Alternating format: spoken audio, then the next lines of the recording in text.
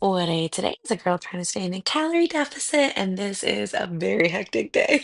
So I had normal breakfast.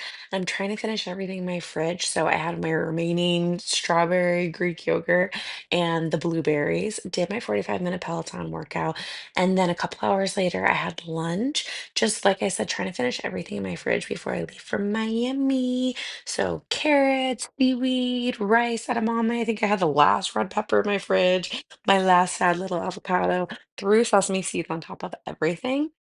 And then I also ended up having these Quest protein chips. They are nowhere near as good as the legendary ones. Sorry, I always talk about the legendary ones, but it's a bigger bag, same amount of protein, same amount of calories almost, but tastes so much better. And if you're more of like a volume eater like me, you'll really like it because it's just such a bigger bag. You feel like you're having so much more because they're kind of like popped. I went and got my nails done after work, and then because I was running late to my next appointment, I took a Waymo instead of my bus. But I'm really proud of myself. I stopped at the grocery store because of the car. I ended up being early, so I could stop at the grocery store, and I got Munster cheese and two hard-boiled eggs. These are the little habits that I'm trying to work on. Forever, I always went right for like the carb and the sugar. And I always told myself, like, that's the fastest and the easiest and the most filling, but it's not.